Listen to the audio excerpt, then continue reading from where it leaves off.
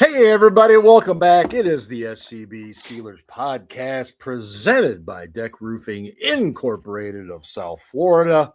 We are very, very, very pleased and proud to be part of the Variety Sports Network. Shout out to Brandon for working with me the last couple of weeks here on a couple of different tech-related things. He's good people, as they say.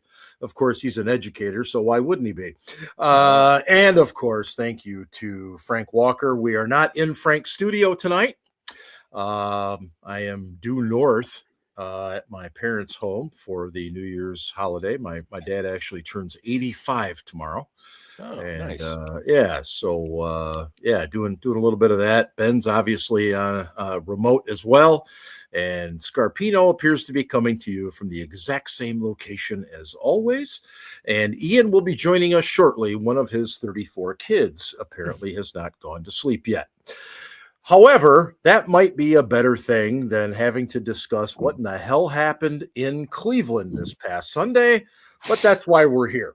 That is why we're here. Does anybody even deserve a game ball? Honestly, does anybody deserve a game ball? I was gonna. Yeah, I got someone. Yeah. Scrubs, who's your game ball? I'm gonna give a game ball to myself for saying exactly what was going to happen last week. What a dick! I said the Baltimore Ravens were going to win, and that somehow, some way, the Cleveland Browns were gonna pull out a victory, and here we are. And here we are. Okay, I'll buy that. I'd probably give a game ball. If it's a Steeler, I don't know. I just, I don't know. Probably Alex Highsmith again. I mean, I thought he played pretty well. Yeah, he did.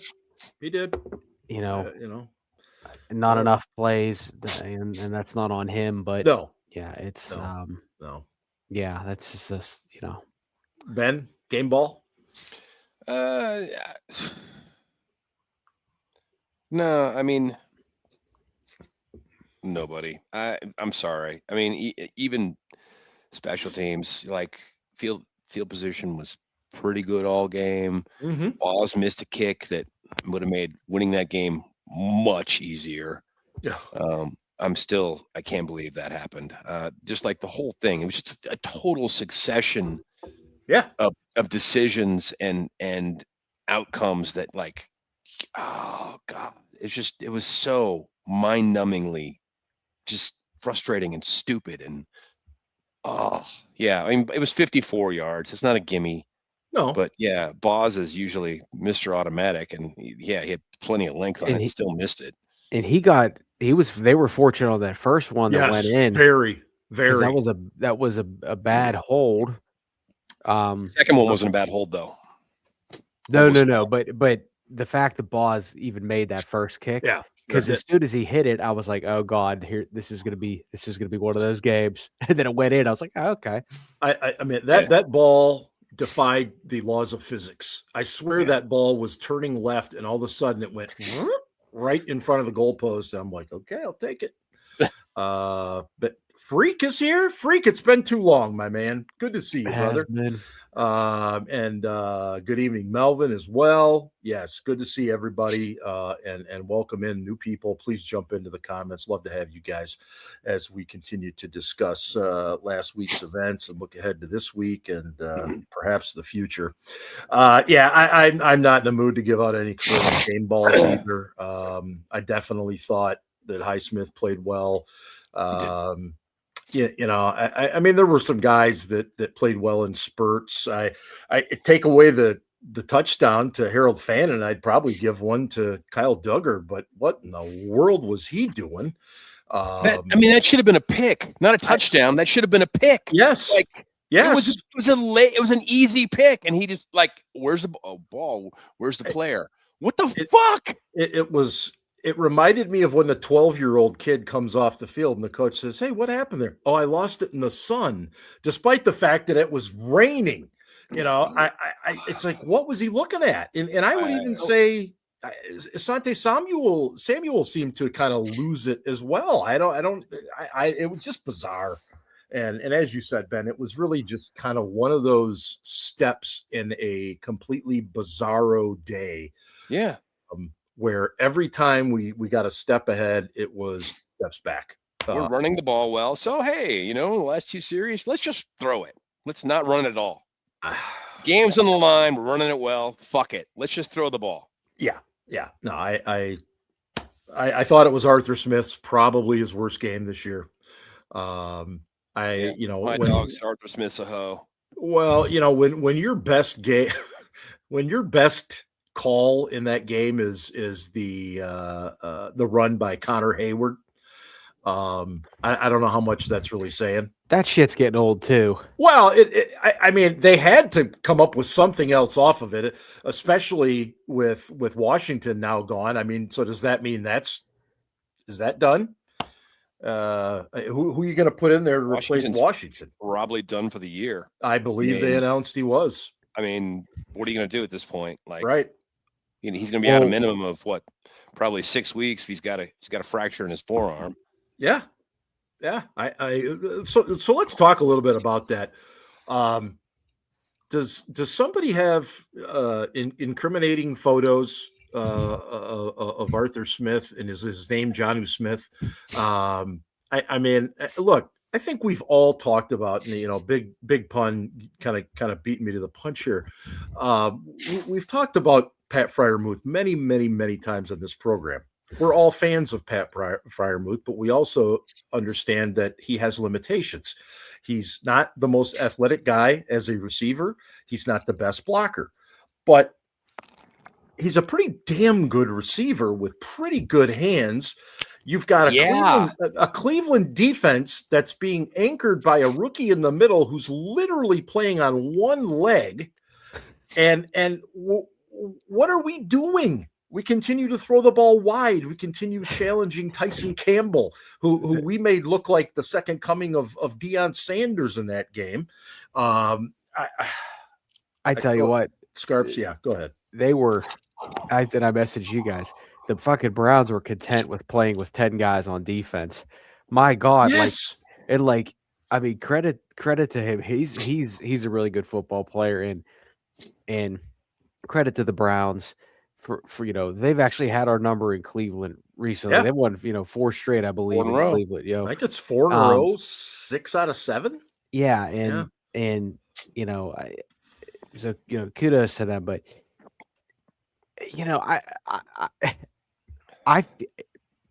I'm just gonna say it, and this is one of the things that I had my concerns with Rodgers was that he has his guys. And, all week we heard about, Roman Wilson is going to be more involved. He played 9 snaps. And to me, it's clear that Darnell Washington is a Rodgers guy. And it sucks that Darnell Washington broke his arm because, he's such an easy dude to root for. Yes. But now that he's gone, Rodgers' guy is MVS. And they threw it to him 3 straight times in a goal to go situation with the game on the line. You can't fucking tell me that wasn't Rodgers just being like, no, I know what I'm doing here. So I do want to blame Arthur Smith a little bit. There's plenty of blame to go around. I would even say that I don't even necessarily want to blame the defense because you could live with that one play. Because the Browns didn't do anything in the second half with the football. It's terrible. No. The 3 points we gave them were gifted in the second half. And I texted you guys. I said I would have punted here. Yeah. Absolutely. For sure, you punted. You absolutely punt there. And as much as Tomlin, we give him shit about living in his fears. I think he needed to be a little bit smarter in that situation and be like, hey, I'd rather give, and I know they still needed a touchdown to win, right? Because 10-6, you still need a touchdown regardless. But I don't know. I thought rewind it a bit. To me, they look like a team that was totally okay with trying to win the division next week at home. Mm-hmm. And it looked that way from the get-go. The defense, they were flat on offense, flat on defense. you know, I know Kenny Pickett isn't the quarterback anymore, so a 10-0 deficit isn't like 100-0, but 10-0 on the road is tough. Yeah. And they didn't get to 10 points. So, for a month, Rodgers looked like shit. Then he looked okay for the last couple weeks. And then DK Metcalf gets suspended. And, they don't have a lot of options on offense. And as much as I want to call it the Tomlin special, which it absolutely was, Aaron Rodgers played like shit. And, he did. And poor performance. And made really bad decisions. And I feel that he only throws the Muth because he's either told to or he's just like, I haven't looked at this guy's way all game, and he's probably going to be open. And that's absurd to me because every fucking fan, and I was the same way, like Ben is petty, Big Ben is petty, and like Rodgers just seems worse. Like I know Ben had a doghouse, but like sure, Rodgers will not fucking look your way. Like if it blows my mind.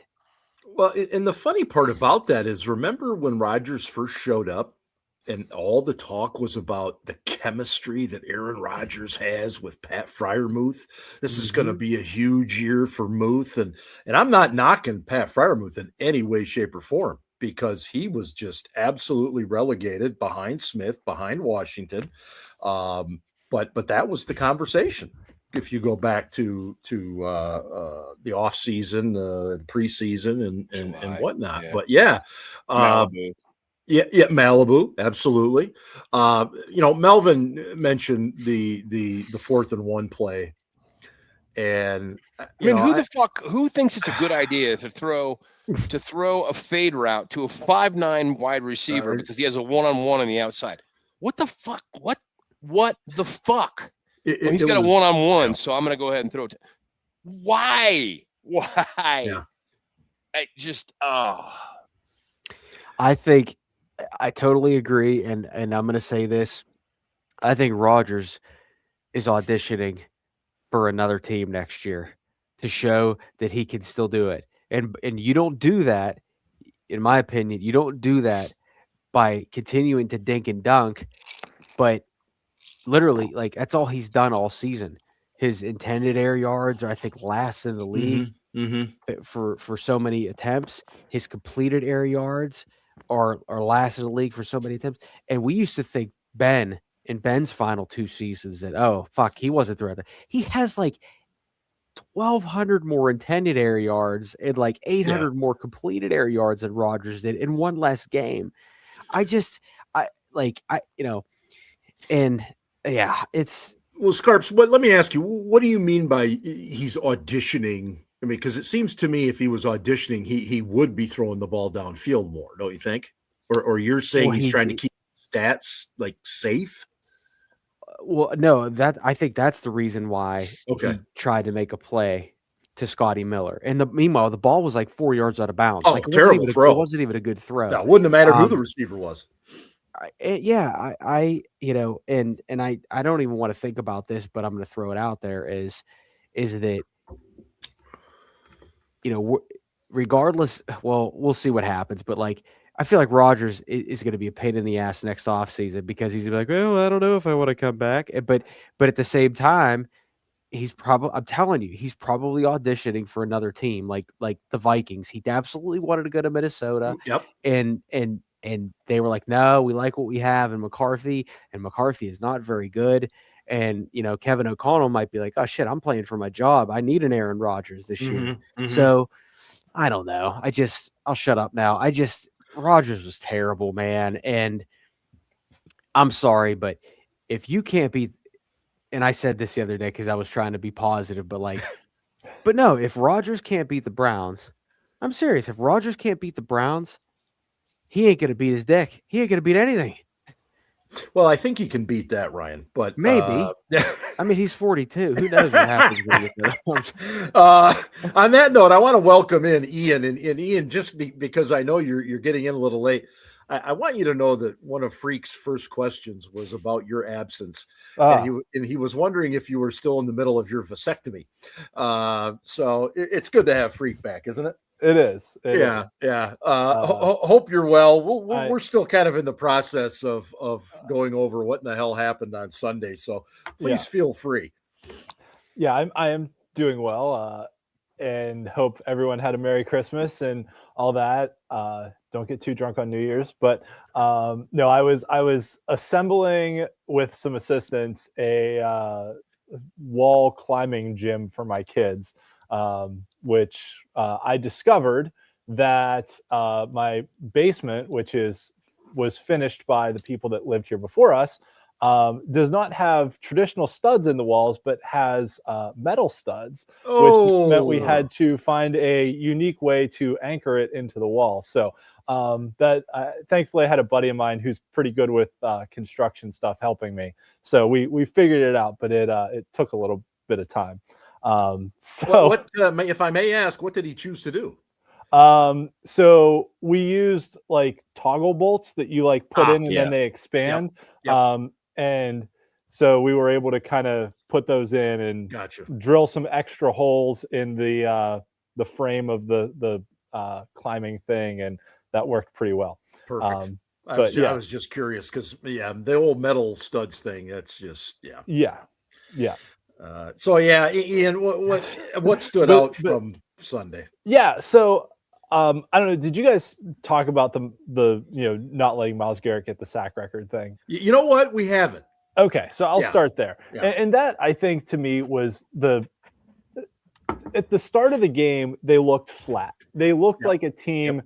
They looked like a team, honestly, that was depressed that Green Bay won. And I'm like, you have a chance to go win the division, seize your own destiny here. You don't need to leave it in the hands of anybody else, right? All those other years that Mike Tomlin, the years we went 8-8, or were like hoping that 6 different things would happen to get us in the playoffs. There was that one year that the Chargers missed a field goal and they got a penalty and made the field goal and all that. Like Tomlin always said those years, like, you never want to leave your destiny in the hands of somebody else. You want to control your destiny. You want to go do it.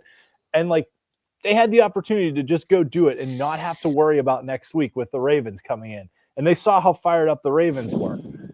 And then the game plan looked like a game plan that they were playing not to lose and playing not to give up a sack, basically.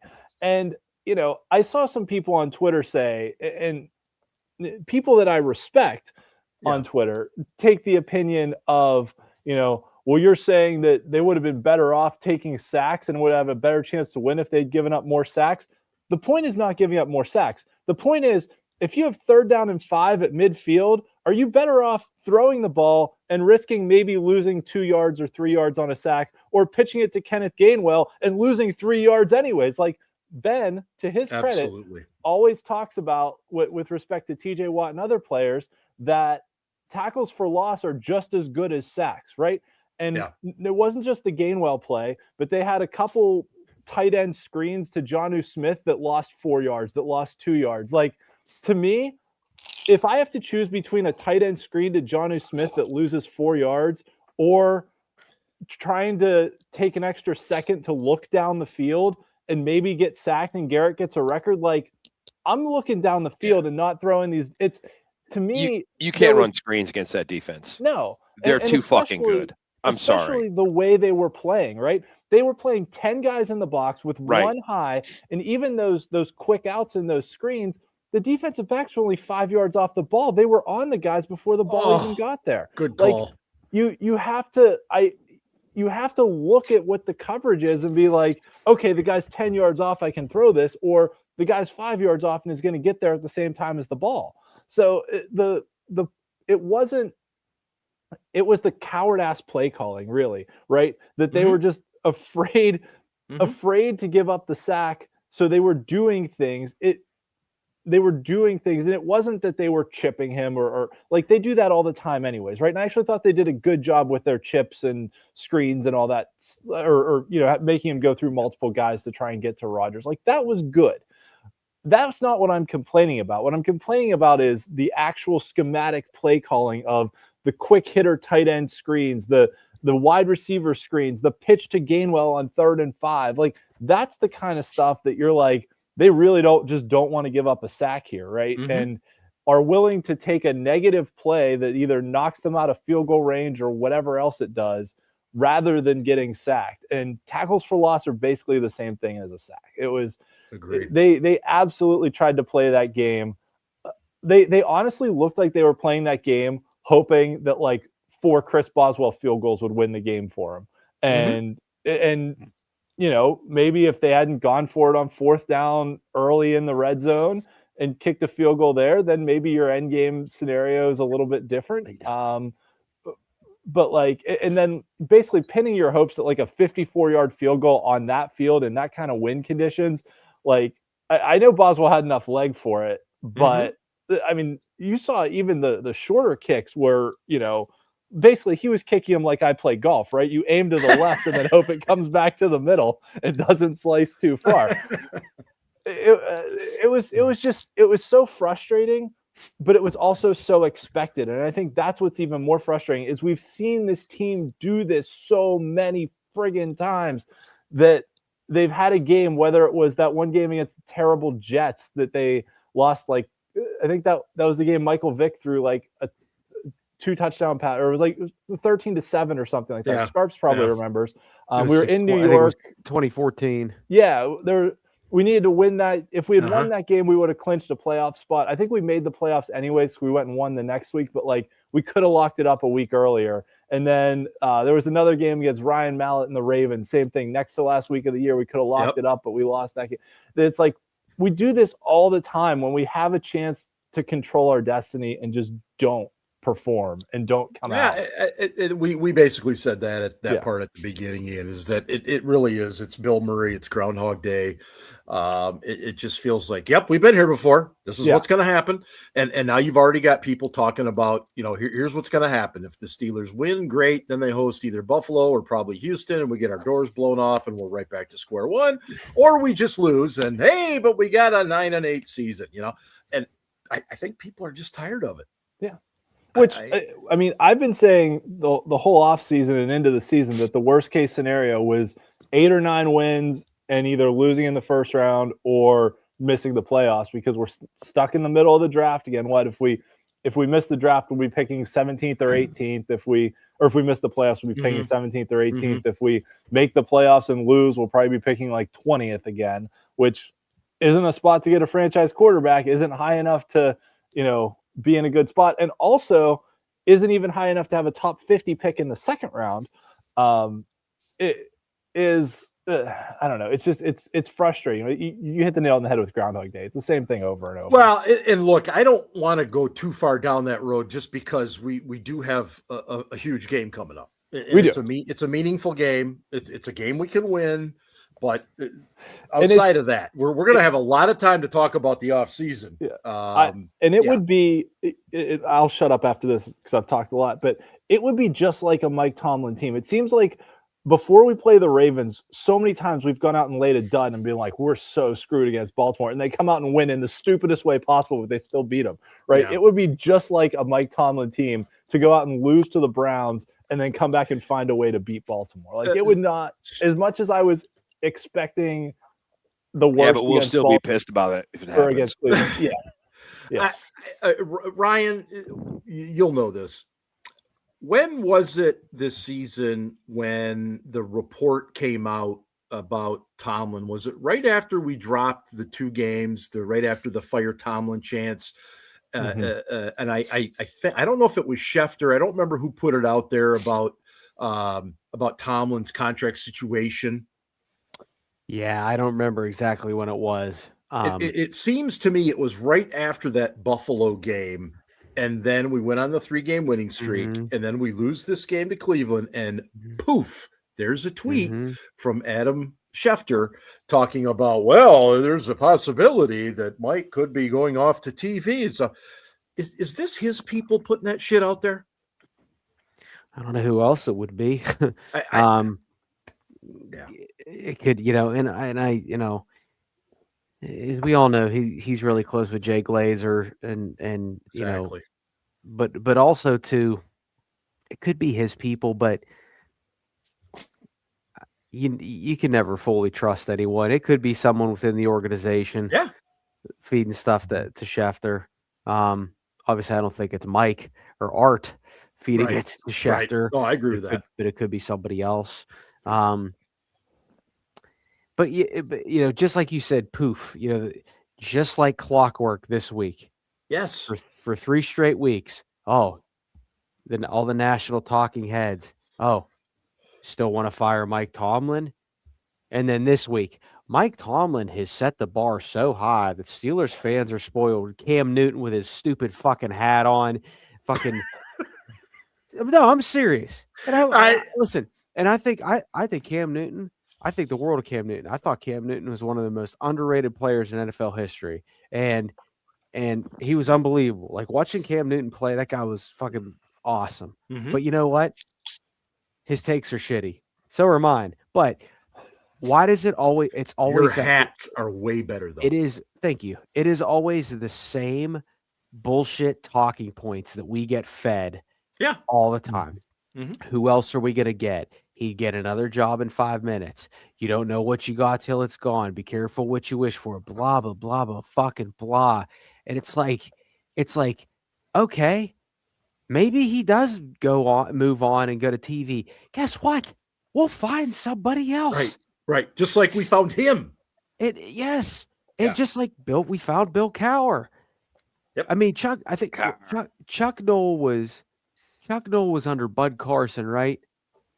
No. No, Chuck was under I'm sorry. Paul Brown. No, Don Shula. Oh, that's right. He was with the Colts. Okay. You're okay. right. He was with the Colts under Don Shula, and then Shula left. Shula left for Miami, and he left for Pittsburgh. Okay, but Noll was more of a known person at the time. Cowher was not. Cowher was a surprise. Yeah, I think Cowher was a surprise. I think, and so is Tomlin. So was Tomlin. But I would. I'm with you, Scarps. I would also say this is that the top seeds in the AFC, Denver, New England, and Jacksonville, all have. What do they all have? They all have a coach within the last 2 years, a new coach within the last 2 years, and a franchise quarterback. Yeah. The only 2 playoff teams in the AFC that have coaches that have been there longer than 3 or 4 years are the Steelers, maybe if they get in, or Ravens. Ravens, maybe if they get it, and the Bills. Yeah, because DeMeco Ryans is year 3, but they got a franchise guy too. And then in the NFC, it's a little different. McVay, Shanahan, but Mike McDonald is a new coach. Yep. Dave Canvalis from Carolina. Yep. They have a good shot at getting in. Ben Johnson's a first-year guy. Who's the other? Matt LaFleur's kind of, so there's a couple guys that have been, but no one in the NFC or AFC have been there as long as Tomlin and Harbs.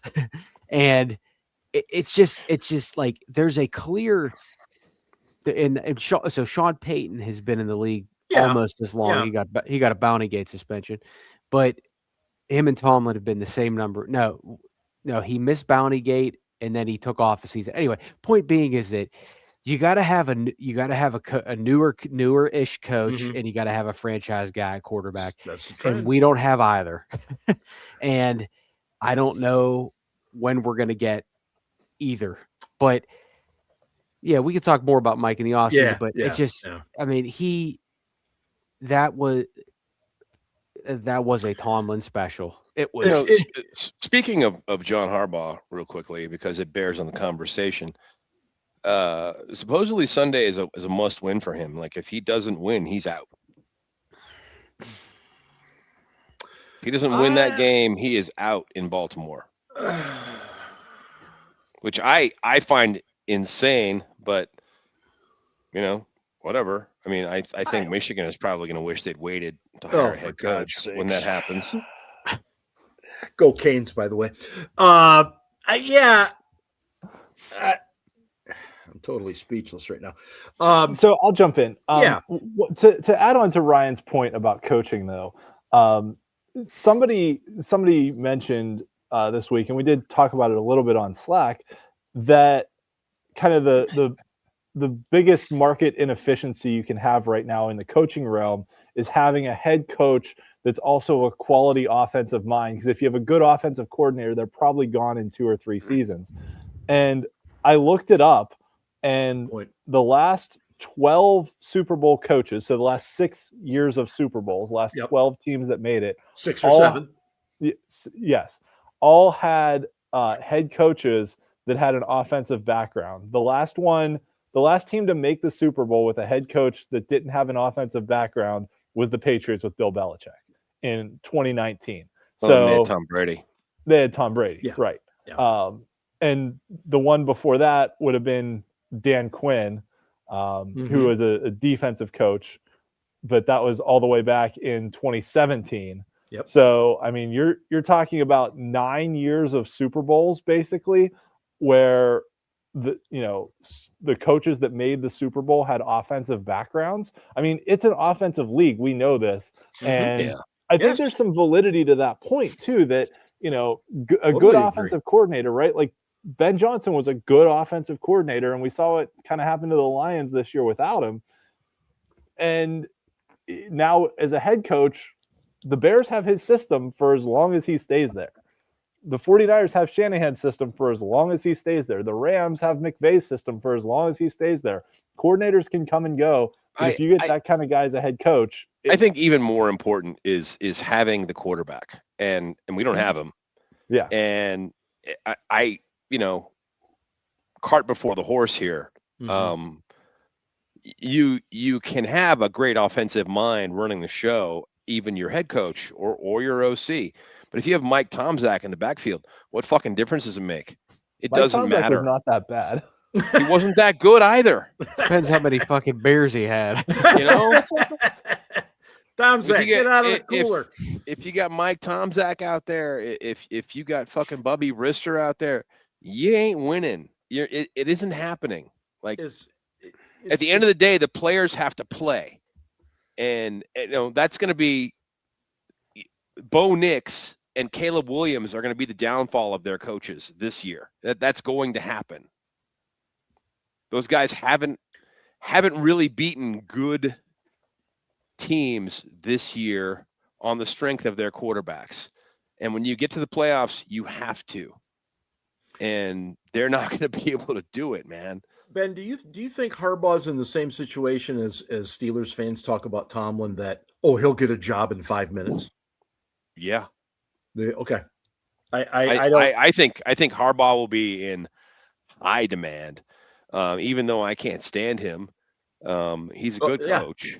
Agree on all counts. I was just curious.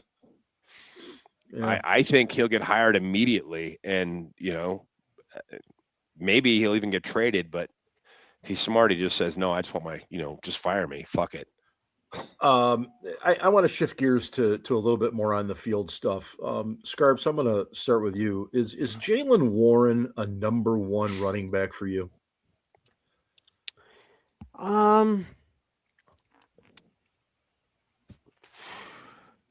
No, and I never thought he was, but that doesn't mean it's a bad thing. As we've seen, teams, there are very few number 1 running backs in the game, but even the Falcons still utilize Tyler Allgeier or Algier, whatever it is to fucking pronounce it. But Bijan Robinson is your stud. There's no doubt. Oh, no doubt about it. Jahmyr Gibbs is your stud. Saquon Barkley is your stud. But all those teams have quality RB2s. You got Jalen Hurts for Philly, Allgeier, as we said, and then David Montgomery. So, the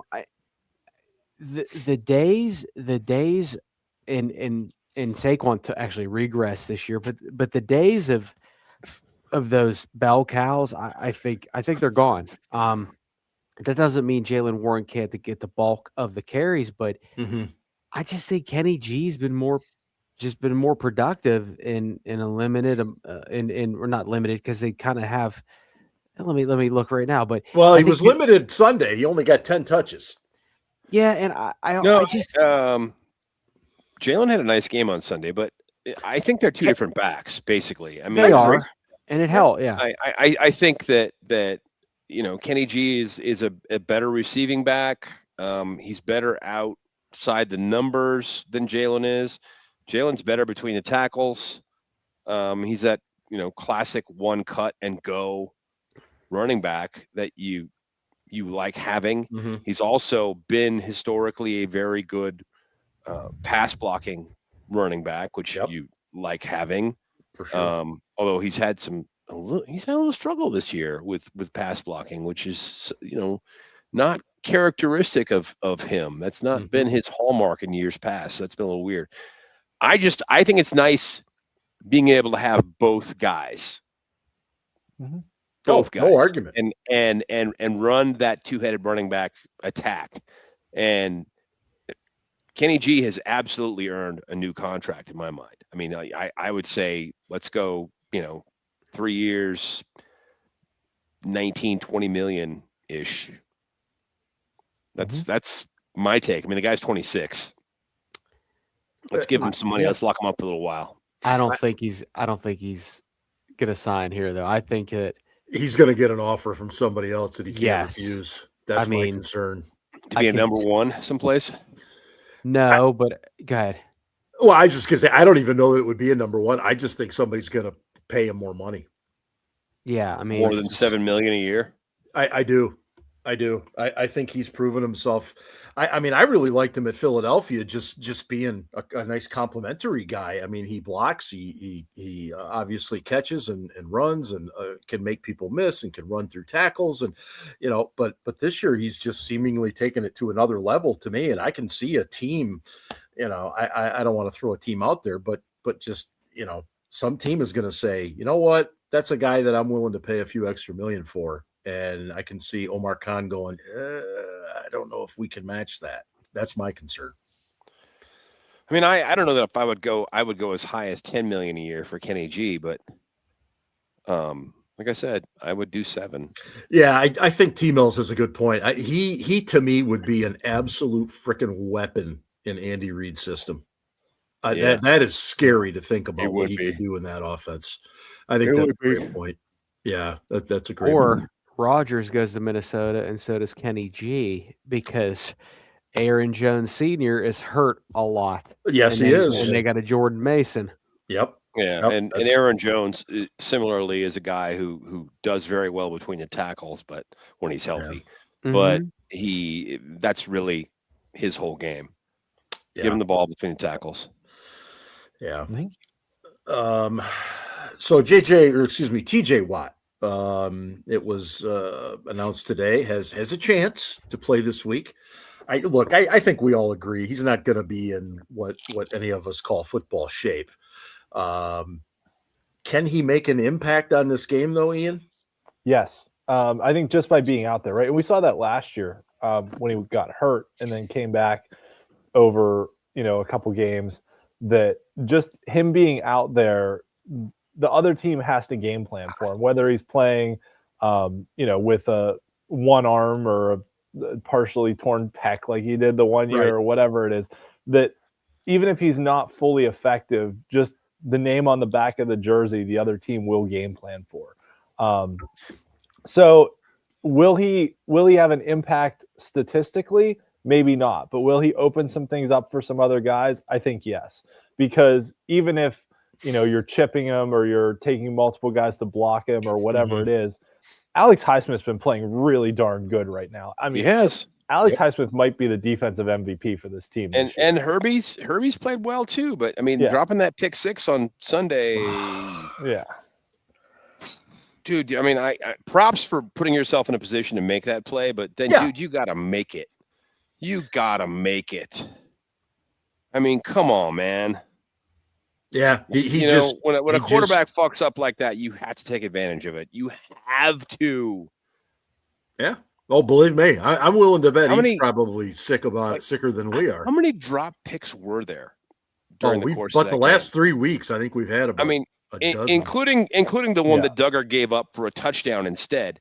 Like, how many dropped pick opportunities were there? A lot. Like he threw 2, but were there like 4 more? I mean, could this have been a 6 interception game? Yeah, probably. It was bad. It was really bad. It was bad. Like, Sanders sucks. I really hope they don't draft a quarterback.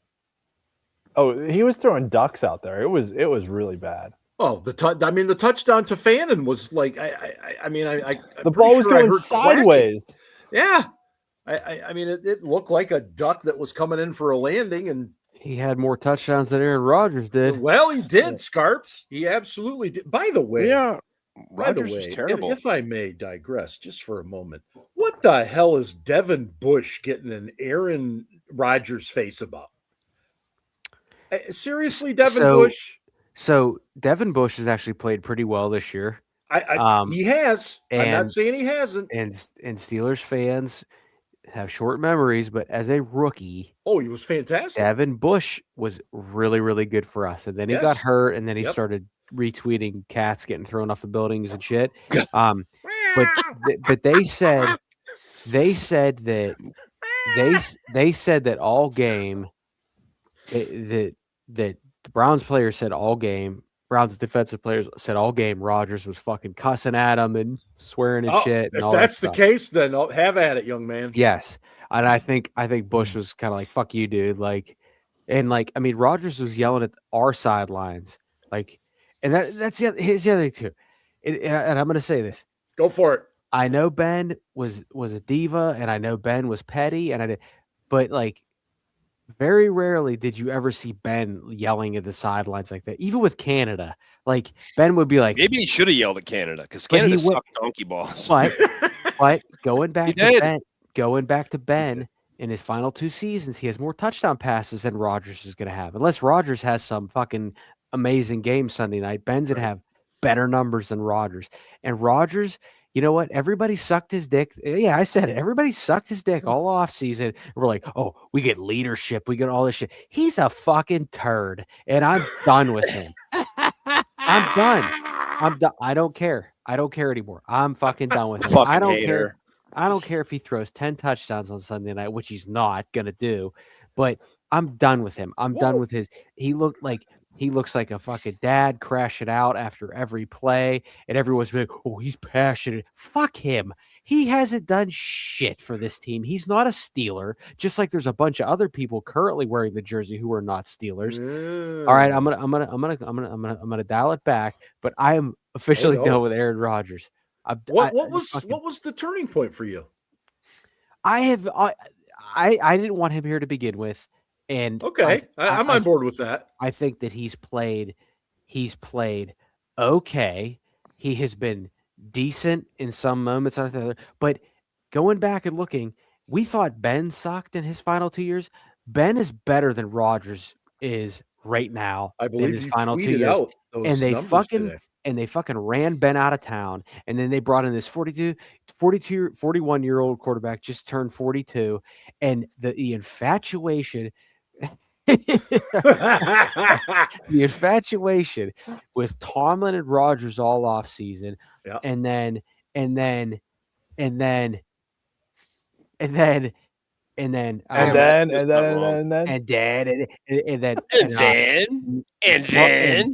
Rodgers last week coming off the field, Detroit, and be like, oh, that's fucking Mike Tomlin. And when I talked to Mike Tomlin for the first time, it didn't feel like I was talking to a coach. Maybe that's the fucking problem, Aaron.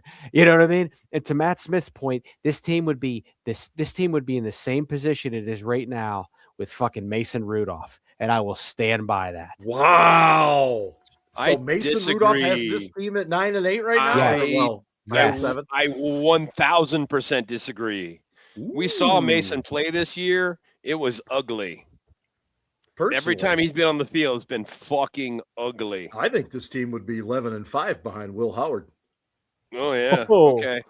I'll tell you this right now. Aaron endorses your message, Mark. You're wrong, but he endorses it. They'd have the same record. No, because they would have the same record. Yes, they would. No, they wouldn't. But they would have a better draft pick because they'd suck donkey balls. Yeah. So I mean, maybe the outcome would be better long term for the Steelers if they had gone with Mason. But I didn't say Mason was better than Aaron Rodgers in Melbourne. I'm not saying Mason is better than Aaron Rodgers. I'm saying just think the record as it stands would be the same. I'm saying that the record would be the same. There would be games. Okay, are you trying to tell me that Mason wouldn't have won that Colts game? with the same amount of turnovers? Maybe. But no, actually, since we saw Mason in a game where he had a bunch of turnovers and he still fucking lost in San Francisco, probably would have lost that too. But my point is, when we've seen Mason on the field, he's made bad decisions. He's thrown the ball to the other fucking team. Even when he came in on spot play, he was not good. The dude is not good. He's not a starting quarterback. Mason Rudolph have won that game in Cleveland last Sunday. That's debatable. That is debatable. I will give you that one. Oh, that's all. No. Why though? But I see where you're going, Scarps. But why would he have won that game? Because he wouldn't have had a preference for where the ball was supposed to go. Yep. He would have just thrown it to the open guy. Probably. Would he have made some bad decisions? Maybe thrown some picks. Yeah. He would have, because that's what Mason does. Throws the ball into triple coverage. But he wouldn't, like on that 4th and 1 call, like would he have thrown the fucking fade to Scotty Miller? No, he would have gone like, oh, Thielen's open. There we go, touchdown. All right, done. And to Matt Smith, happy New Year, Matt Smith. And no, what other quarterback would have gotten us to this opportunity that was available? I don't know. Anybody that's not fucking 75 years old and nobody else didn't want. You know, I mean, if somehow they've been able to talk Darnold into coming to Pittsburgh, that would be amazing. But he wasn't going to. He was going to Seattle the entire time. He'd already made his mind up before free agency started. It was what it was. It was done, you know? I don't know where the hell Mark went, but... He went to get another beer. Oh. So I see. I let me ask you this, Ben. Uh-huh. You mentioned Darnold, which, okay, I understand that one. What about Jacoby Brissett? He signed a 2-year, like $10 million deal in Arizona, and like he has not been good. He's not good, but he's been a lot better than Kyler Murray was.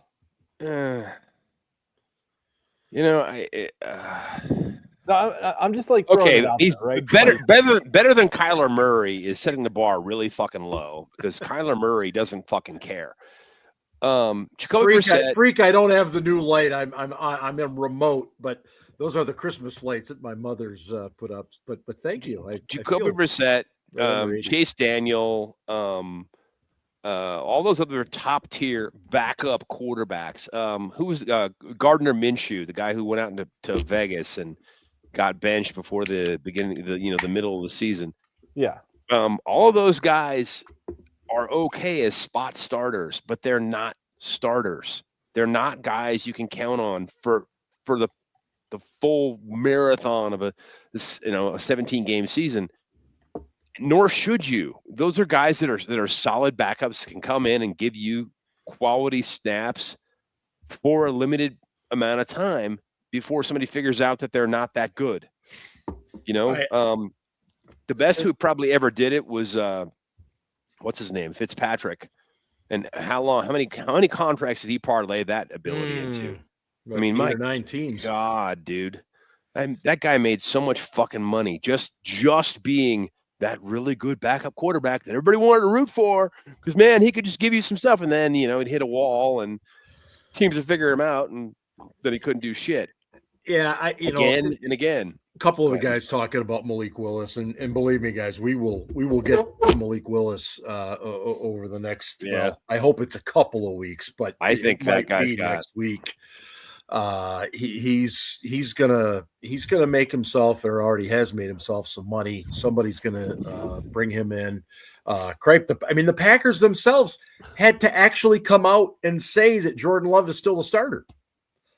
You don't see that at too many places where you have to kind of reconfirm that, because the backup is playing pretty well. I suppose. I think the thing with Willis is there's just not that much tape out there on him. Right. And, he's got an opportunity where he can go someplace and like be the established guy. Yeah. And maybe become a good quarterback, but he's not one yet. No, I agree. Honestly, if let's just say hypothetically, we win on Sunday, we go, we play a home playoff game. We probably lose in the first round, and Mike Tomlin sticks around for another year. and Malik Willis is signed to be our quarterback next year. I mean, does that sound all that far-fetched to you? No, it does not. It really doesn't, to be honest. I mean, all these guys want to play for Mike Tomlin. Well, and we know that he had a pretty good relationship with Malik in the draft process. I mean, is Kyle Shanahan getting fired and he's going to be our coordinator? Oh, that'd be awesome, wouldn't it? One could hope, right? Oh, God. Or it's like anybody from that coaching tree. Fuck. Well, hey, Chip Kelly's off the board because he's going to Northwestern. So, really? Yeah. USC job at Northwestern, right? That's a big. Seriously? You go from Ohio State to the Raiders to Northwestern. Now there's an arc right there, kids. Yeah. So I guess he's not making $6 million a year at Northwestern, huh? I'm gonna say no. He's looking for work-life balance. And he likes to read good journalism. Yeah. Ravens this week. Is it as simple as saying, Ian, that the Steelers, if they stop Derrick Henry, they win the game? Oh my God. Yes. Yeah. Ooh, okay. Especially if, I mean, Tyler Huntley did some things with his legs, but I would say, especially if Lamar is out again, yes, because if you shut down Henry, Tyler Huntley isn't going out and winning that game, right? He's not. Now he's played well against us before, but he's not going out and winning that game. It's if you can stop Derrick Henry, then yes, you have an odds-on chance of beating the Ravens. And really, to the point about Harbaugh maybe getting fired, like the thing that Ravens fans complain about all the time, and we've talked about on this show, is when the Ravens lose games is when they forget that they have Derrick Henry on their team and, just stop giving him the ball in the fourth quarter. And they've done that time and time and time again. Yep. It wouldn't surprise me if they did it again.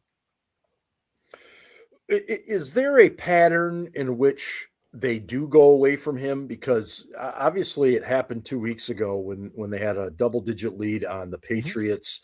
And I think, what was it, like the 12-minute mark of the fourth quarter was the last time he saw the ball. They obviously blew the lead, but Good we've thing seen they it. did. Yeah. Well, yeah, right. This would be a much more interesting game on Sunday. But I don't know. I do. I think you gotta start 8-9 in the box, shut down Derrick Henry, make this guy beat you. If assuming it is Snoop Huntley. Would anybody rather see Lamar? Yeah, I kind of would. He hasn't been. He hasn't. What exactly? He hasn't been as mobile with his change of direction. He's more. He's not as difficult to tackle this season. Right. And that being the case, he's never been a super accurate quarterback. He's never been a hyper accurate guy. He's got a lot of arm strength, but never been a hyper accurate quarterback. And, supposedly he's on the outs with Harbaugh right now because he doesn't take the rules seriously enough, yada, yada, blah, blah, blah.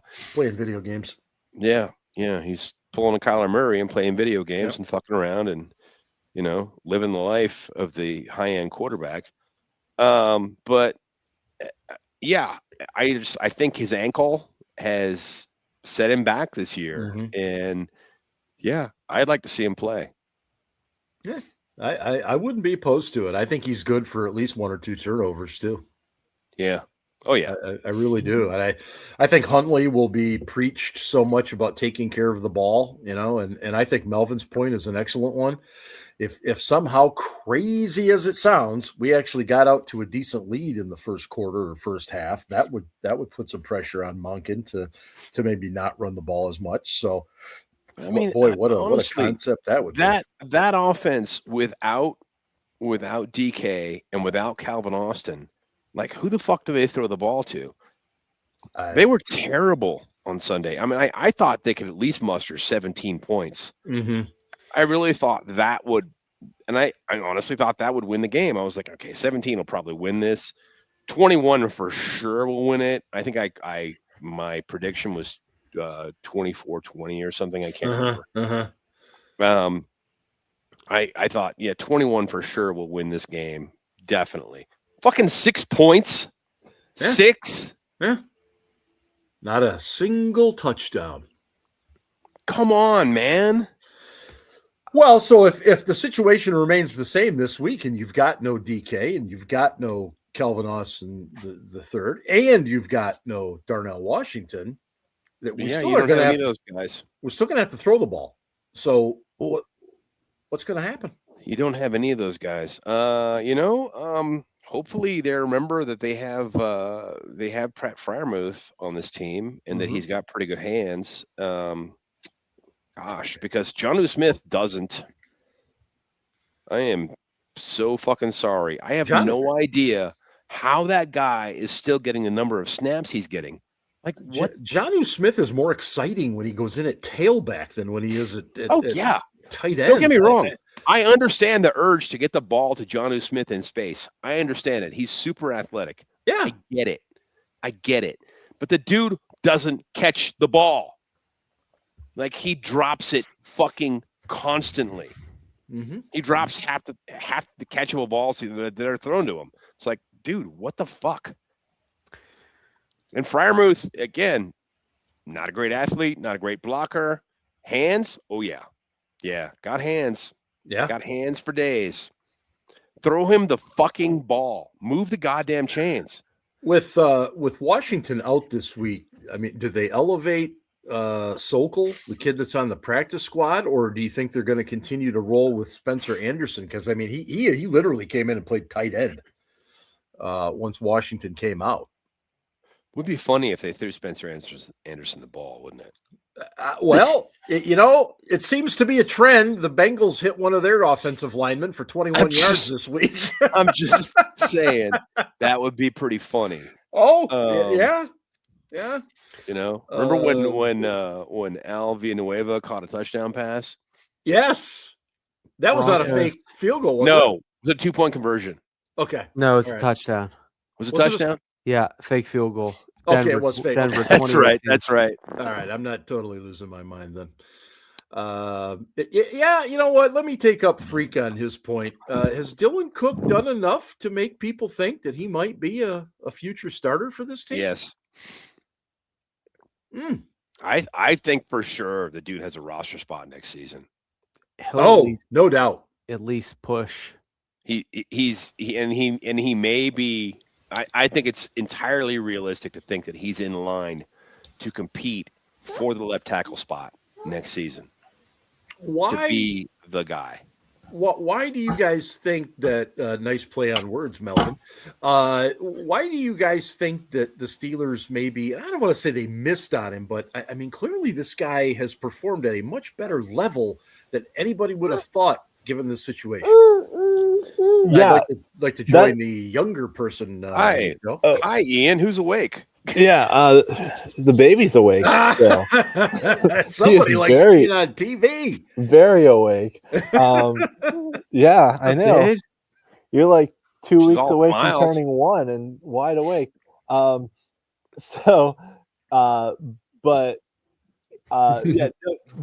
surprising thing to me about Dylan Cook is he was terrible in the preseason. We watched him in the preseason. I was like, this guy shouldn't even make the roster. And whatever work he's put in this year, he's done a great job. He's technically very sound. And yeah, gotten much more technically sound. Yeah. Well, okay. I may have to go. Yeah. Hey, do what you guys do, man. It's all good. He's got the quarterback feet. Remember, he was a former quarterback, right? And he seems to be pretty long, which for an offensive tackle is pretty helpful. He's just, I mean, it's not like he's dominating as an offensive tackle, right? Oh no, yeah, he's not a great run blocker. He's pretty okay as a run blocker.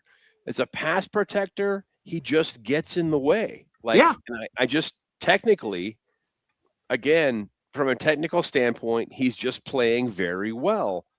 Where technically, Broderick Jones was playing a lot better before he got hurt. He was playing much better, but he just like that. The dude just, You're like, okay, you're in your third year. At this point, you should have your technique down, dude. And he just doesn't. And I get it. They put him at right tackle, and it was not his natural position. And now he's trying to transition back into his natural position. But it just isn't.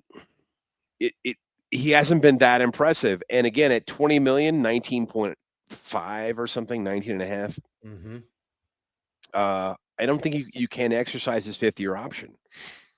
To me, what you do there is you go, we're not going to exercise your option. However, we're going to offer you a 3-year deal, and we're going to give you this much money guaranteed the first year, which is that $19.5 million. So he's going to get a signing bonus for that, plus his salary. And then it becomes a very manageable situation for the Steelers, and the player still gets his money.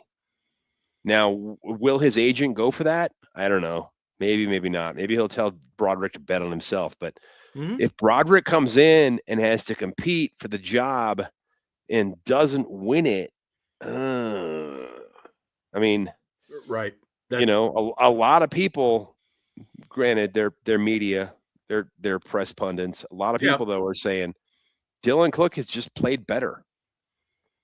And, there's no question he's the unchallenged left tackle right now.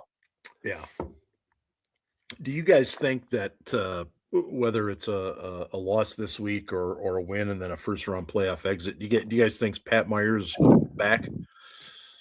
Yeah, probably. Oh, God. It's really hard for me not to jump ahead because last year at this time we were getting really close to hearing that whole speech about here comes change and we got to change this and that, and nothing happened. And so it's hard for me to not want to go there, but I will refrain from doing that because we do have a very important game this week coming up against the Baltimore Ravens. And Scarps, to your credit, you've been calling for this for about the last 2 weeks. You said this was going to be perfectly scripted by the NFL to get the Steelers on Sunday Night Football. Don't really believe that, but it's funny to say it. It is, and look, these folks that talk a lot about the scripting that goes on allegedly in the NFL. Do people understand the number of human beings that would have to be involved for something like that to happen, and to keep it quiet? Yes. No, they don't. No, they don't understand that. They must not.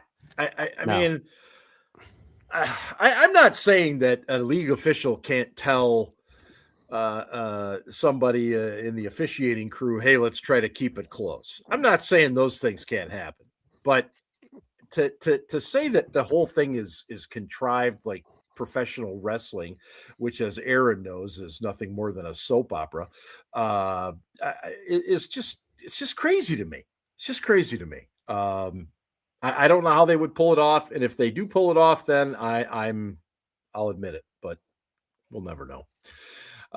Ravens coming up this week. Is it prediction time? Is it? Ian might need prediction time. We can be whatever time we want it to be. Man, keep going. It's fine. It's all good. You're good. I'd like to welcome both Ibex 2006 and Mr. Tummy to the show. Great to have you folks in. Love it, Mr. Tummy. Mr. Tummy. I like that. I'll be back.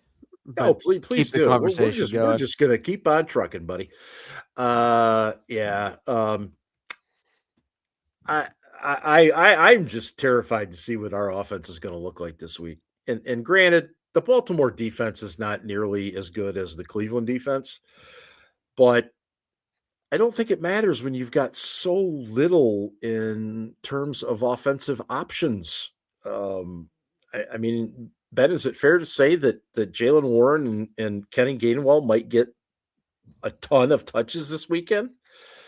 I mean, I fucking hope so. What else are we going to do? Last week, they should have gotten more. And if they had, I think the Steelers would have won that game. Like, you keep throwing the ball to this bunch of ragtag receivers that they have.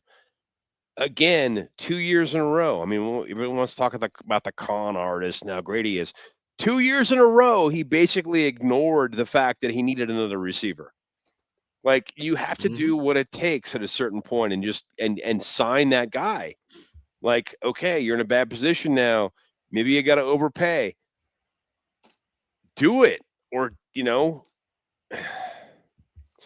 It drives me insane how much credit that guy is given. And now we're in this position where essentially we've lost a wide receiver 1 and a wide receiver 3, because that's what I think Calvin Austin is. We don't have a wide receiver 2. And at this point, we've got nothing. We have nothing. We have a guy, an Adam Thielen, who can get open on third downs, and God bless him for that ability. I love it. Yeah. But that's it, really. And we got some tight ends that can do some things, and we got running backs. And all of our wide receivers otherwise are guys that most teams would be like, yeah, we don't want that guy. No. That guy's not that's not a guy we want on our roster. I mean, even Scotty Miller, who's been on the team all season long. Come on, man. Come on. And MVS, where I know this is a simpleton type question, but why are we not running more crossing routes with some of these guys all year long? I mean, the Scotty Millers and so on and so forth. I mean, to continue to just say, okay, hey, run a fade, man. I mean, where, and apparently we're okay with running rub routes and picks at times, but we don't seem to really do it much over the middle of the field. They're going to have to get Arthur Smith has to be very creative this week. I don't think there's any way around it. Well, the last time Arthur Smith had to be creative, he said, burn the boats. And we got fucking our shit pushed in Baltimore. So be careful what you wish for. No, you're not wrong. You're not wrong. I think it comes down to, and I'm just saying, I think Rodgers has a lot of influence on this offense. I do too. What is Rodgers most comfortable with? And as I said to you guys earlier today, is it Rodgers? He got really, really comfortable with Devontae Adams for a long time. And I think Devontae Adams helped Aaron as much as Aaron helped Devontae Adams. And the problem is, though, is we don't have a Devontae Adams on our roster, even when DK Metcalf is there. Right. And again, we keep trying to make folk heroes out of are you serious? Like, let's be real right now. Our fucking receiving core is Adam Thielen, MVS, Scotty Miller, Roman Wilson, who can't even get a fucking look. Nope. I mean, he's like me at the 7th grade dance, can't even get a look. It's fucking. And thank you, Melvin. See, Melvin, this is. I ain't gonna, Melvin. I ain't gonna bet you $50 again. No, that's stupid. But it's like in that Ben Skorotic, he's not even getting offensive snaps, and he should be, and he probably should be. So it's kind of like what are we really doing here? And anyway, I tell you what, T Mills, I'm all for it. I would love it. They won't do it. But I agree with you. I would love to see, much in the same way that we saw Ben have some autonomy when we would go into that muddle huddle stuff, and it seemed to be pretty successful. I don't see Tomlin being a fan of it because he wants to rest his defense too much. I don't know. I thought that Rodgers basically ran the offense the way he wanted to on Sunday, and it was not to a good outcome. No, it wasn't. It was and it was Rodgers doing whatever the fuck he wanted, and it wasn't pretty, man. That was not good. So I don't know that Rodgers calling it the way he wants to call it is necessarily a good thing. There are points where Rodgers has done some nice things, and it's been great. A couple of weeks ago, we talked about when he told Kenny G. First of all, he told him to go in the slot and run a post. And he said, no, go all the way out and run a go. Just run a go. Run a go. And then he threw that ball.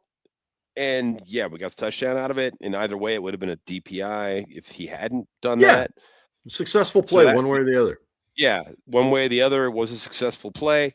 But it's not always the case. I mean, this week it was like he just kept trying to run the same shit, and it was not working against this defense. Mm-hmm. So I don't know that I necessarily agree that he should just be running it his way. Mm-hmm. Sometimes, yeah. Does it always there work? Are times. No. There are times. Yeah. A double-edged sword, freak. That's probably a good way to put it. I think that's pretty accurate. I don't know. I think in order to win this game, the obvious is stopping Derrick Henry. Yeah. But I also think we're gonna need some breaks. We're gonna need a Nick Herbig to actually hang on to that interception. We're gonna need Kyle Duggar when that ball is floating in the air like a wounded Jesus duck. Christ, dude! Please go get it. Be aware. My God, look for the ball in the air. I don't know if we're gonna get another one of those this year. I don't either, Ryan. I don't either. But those are the types of things. Touchdown. Those are the types of things we're going to have to pull this out coming up on Sunday night. It sucks. Going to have to wait all weekend for Sunday night, like the song says. And damn you, Carrie Underwood. In any case, let's go to predictions, and then we'll get to Mr. Casey Kasem, who I guarantee you has some bangers tonight. Ben, what do you got for a prediction? Sunday night, the Ravens at the Steelers.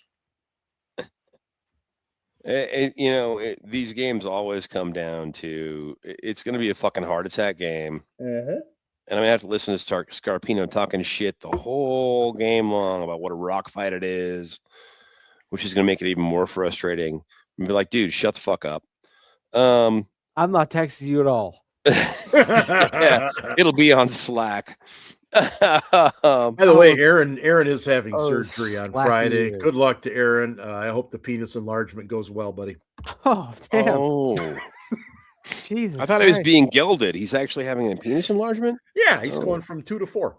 That's good. Yeah. Good for him, man. Yeah, congratulations. Yeah. Golf clap. Yeah. Oh, man. I sorry, Steelers fans that want to see Mike Tomlin fired. I think this it's going to come down to some fucking hokey thing. The ball bounces our way and we win. And the Steelers win this thing 17-14. Wow. On Sunday, and then go into the playoffs and lose in the first round. Okay.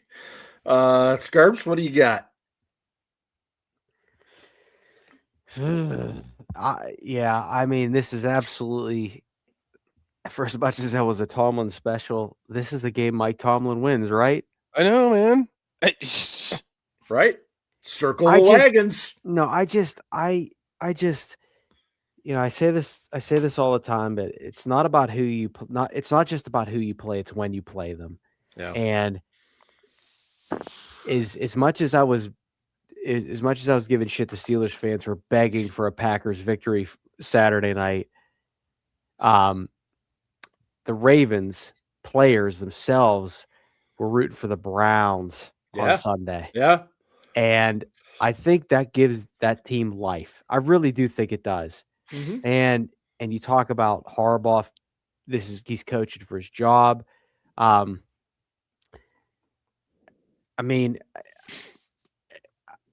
if Lamar plays, boy, he has a lot to prove, doesn't he? You got people saying I play video games. I'm some fucking bullshit quarterback. I don't take stuff seriously. Mm-hmm. Tyler Huntley, I mean, he might be playing for another contract somewhere. True. And then you got a guy like Derrick Henry who's on a generational type of run. Derrick Henry is probably going to be the last great running back that we're going to see for quite some time. I mean, he's the last true number one. And I'm going to say this. I said it last week. In 2 of the Steelers' last 4 games, an opponent scored a touchdown, a go-ahead touchdown that was wiped off the board for a penalty, or that it didn't abide by the rule. Yeah. I don't think they get so lucky in this game.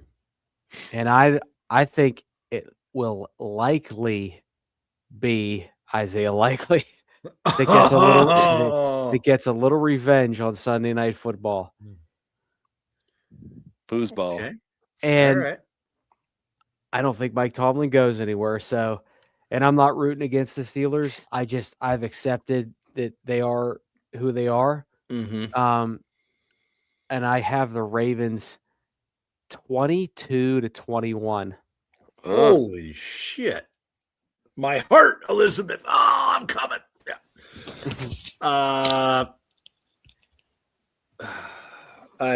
I look at the offensive personnel these teams have. I look at the defensive personnel these teams have. I look at the special teams. I look at all these things. And weird things are going to happen. There is no doubt in my mind. This is not going to be your traditional 17-14 game, hard-fought defensive battle. There's going to be weird things. Scarps, I do keep coming back to the fact that this is that Tomlin feel.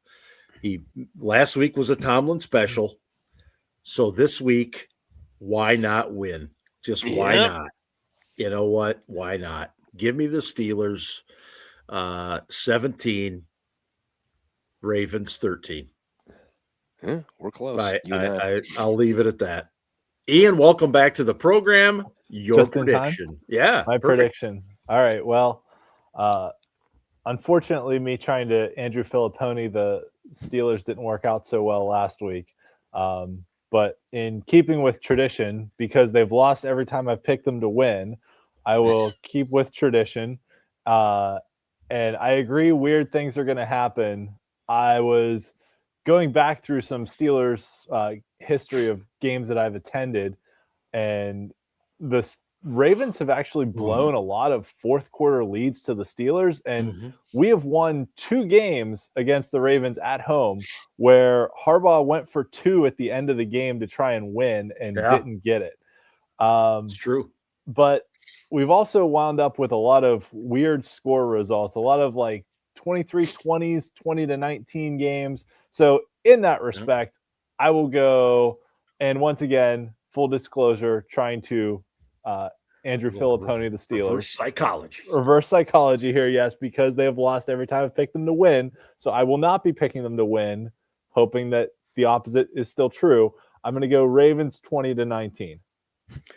I'm going to, before we get to Casey, I want to ask one more question. If the Steelers fall behind by double digits at any point in this game, it's going to get ugly in the stands. Do you think the fire Tomlin chance will be back? Yeah, it's going to get. I mean, I was at the Buffalo game when it fans happened. Were already disgruntled coming in, and I think especially after losing to Cleveland, there's going to be a lot of disgruntled people. I think the other thing is, let's not forget, this is basically coming off a holiday weekend. If people took the long holiday with Friday taking after the New Year's Day off, a Sunday night game in Pittsburgh, there's going to be a lot of season ticket holders that sell or already sold their tickets to this game. I think there's going to be a lot of purple in the stands. Agreed. I don't know if it's going to be a lot of purple, but I think there's probably going to be a lot of not the usual fans at the game. So I do think there's I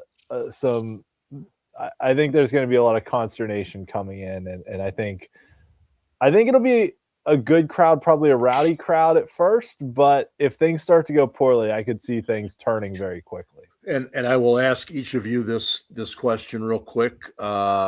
Should the Steelers lose, is this Cam Hayward's final game as a Pittsburgh Steelers? Great question. Ben, what do you think? Yeah, Probably. Well, it depends. Does Mike come back? Well, let's keep it separate. Look, just no, because that's the key. Like if there's a new head coach, then absolutely. Someone says to Cam, "Hey, listen, we'd rather not cut you. Will you please retire?" They pull a Troy Polamalu on him, and his future is up in the air for a few weeks while he decides, and that's all the Steelers will say. Well, his future's up in the air. He's not sure what he's going to do. So you believe it's more likely that Cam would what if it's a new coach? If it's a new coach, he's gone. Yeah. Okay. All right. They make a change. If it's Mike Tomlin coming back, it's more likely that Cam comes back next season. Okay. All right. Ian, what do you think? So last year in one of our podcasts in like January or February, I guess technically earlier this year, one of our first podcasts of 2025. Yeah. You asked us, other than trying to find a quarterback, what are we going to be talking about a year from now on the show? And I said Cam Hayward's retirement. So I'm going to stick with that, what I said almost a year ago, and say that he does retire after this season.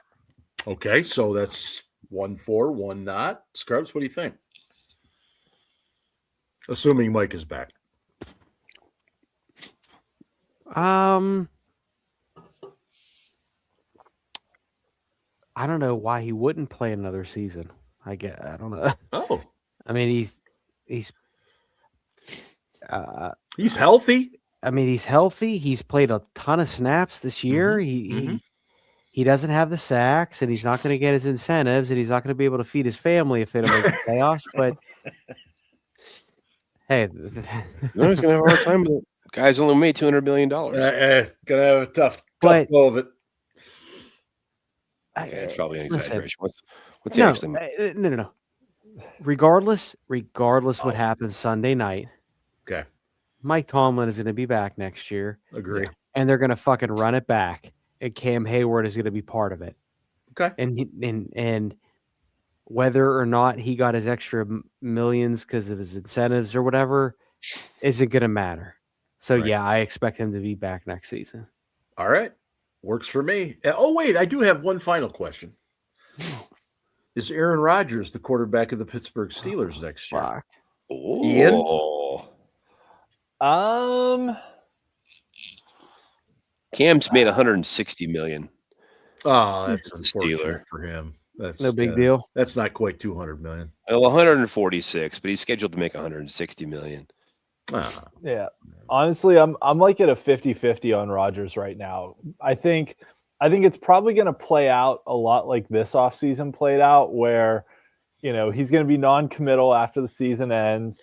They're going to be non-committal about it. They'll probably stay in touch. We'll see how the draft and free agency goes. Yep. He's not coming back here if we pick a rookie quarterback in the first round, though. Like, if we pick a quarterback in the first round, he's probably not coming here. I would agree, because he's going to want to be the guy, right? He's not going to want that number one pick behind him that's pushing him for. Yeah, I think he's fine with Will Howard behind him. Right. But you're right. But if it's a number one pick, I don't think so. Why are we still talking about a number 3 quarterback as the franchise guy of the future? We're not. Mark was using it as like a 6th round pick. Doesn't no. I don't mean we, the 3 of us, but I mean Steelers Nation. Why are we still doing that? Desperation. We're that thirsty to believe is that all it is? Well, remember, Ben, there's a lot of people in this generation that did not go through the 80s. They've had like 3 or 4 years without a true franchise. There are a lot of people that never saw Kent Graham play. No. Clearly. No. There are also a lot of Steelers fans who are also Ohio State fans. So there's that. That's also. I mean, we saw it with Kenneth Shane Pickett. They're probably terrible people also, but we try to make allowances. Yes, I agree. We'd like to believe that they're on the road to redemption because they're Steelers fans, even though they're also in Ohio. Ben, do you think he's back though, Rodgers? Or do you see it as Ian does? I see it more like 60-40 he retires. Okay. But I think if he won this week in Cleveland, and if he wins versus the Ratbirds, then I'm like, okay, well, yeah, they're gonna try and bring him back and try and have him mentor whoever the fuck they bring in next year. But as things stand right now, I don't know. We'll see. Scarps, Flighty. Before we get to Casey Kasem, do you think Aaron Rodgers is back in 2026? I fucking hope not. Scarps is a huge fan, and he's like really hoping that he does. And we'll leave it at no. Go ahead. Yeah, I hope not. By the way, Aaron just referred to Ohio State fans as upper echelon fans. Isn't that what Notre Dame thinks of themselves? I mean, come on. Ohio State, you guys are a bunch of drunks. I mean, I don't know. No, that's the University of Ohio. Oh, well, touche. What are you trying to say over there? And our head coach got fired for being a drunk. Yeah, Ohio was ranked in the top 2 party schools for like 10, 12 straight years, something like that. I contributed to that. Outstanding. Let's make time. It's almost 90 minutes in. Thanks everybody for being here, but let's make some time for the late great Mr. Casey Kasem. Casey's Coast to Coast, American Top 40. Hello, everyone, and welcome to the week that was December 30th, 2008. Our favorite correspondent and non-ball knower, Ryan, is back with us again this week, and he writes, Dear Casey, Super Bowls coast to coast, easy to get anywhere. On the turnpike heading to Cleveland, just need to get a win to win the division. When there's no destination that's too far, and somewhere on the way you might find out who you are. Woo, Tomlin special. Living in Tomlinica. Casey, that's of course a parody of James Brown's Living in America off the motion picture soundtrack to Rocky IV. Rocky IV. Casey, much like Rocky, well, that would be how you could describe Mike Tomlin's current status with Steelers Nation. Much like James Brown, I'm sure Mike is saying, I feel good. Also like James Brown, Mike Tomlin is super bad when it comes to beating shitty teams. I know what you're thinking, Casey. The Tomlin truthers say that it's a myth. Well, in Tomlin's past 5 games against teams who were 8 or more games under 500 on game day, the Steelers are 0-4-1, tying the longest streak in league history. Also, the Steelers last Sunday became the first team in NFL history to lose a road game when committing 0 turnovers, having 2 or more sacks, getting 2 or more takeaways, and allowing 11 or fewer first downs. To be fair, Casey, he did say they'd be historic. Historically bad.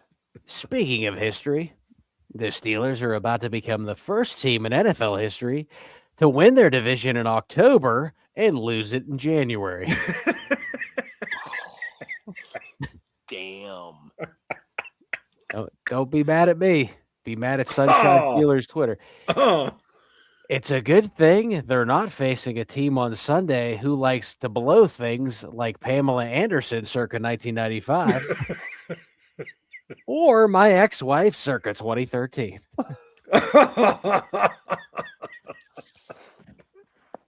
John Harbaugh likes to blow things. Hey, Casey, this team isn't good, and it hasn't been all season. They've been on the right side of the ball more often than not. They are a sham, much like Aaron Rodgers' wife. Matt Tateo's girlfriend. Although, I got to give him credit for continuing to wear the wedding band on game day, even though he's married to Lene Kukua. There we go. This season reminds me of chickens. And I'm not saying they are chickens, even though they will once again prove Sunday night they're the most fake tough defense ever. No, Casey, chickens, as in fans counted them before they hatched. Oh. And if they lose on Sunday, the chickens are coming home to roost. If there's another collapse, Mike, you know it ain't personal, but I hope Steelers Nation gives you hell. Well, Ryan, keep your feet on the ground. Keep reaching for the stars and keep your radio tuned right where it is. At number 37 this week, here's the All-American Rejects with Gives You Hell. Wow. A pull from the All-American Rejects. I did not have that on my bingo card. I can't believe Casey Kasem was still alive in 2008. Well, that is surprising right there. When he said 2008, I was like, usually these are like the 70s or 80s. Right. Like 08, it's very recent. Sometimes we transcend. Indeed we do. Yeah. Hey, have a great New Year's, a very safe New Year's, everybody. Make good choices out there, boys and girls. And don't forget to check out the website, steelcityblitz.com. Continue to like and subscribe at our YouTube page at SC Blitz and all that other wonderful, wonderful stuff. Thanks to Variety Sports Network, Deck Roofing Incorporated, and Frank Walker Law. And hey, we are at week 18, and it's a big one. The final game of the 2025 football season, the Steelers and the Ravens. And all I got to say is go Steelers. Ravens suck. No, really. They're not good. Let's hope not. We've had some drinks.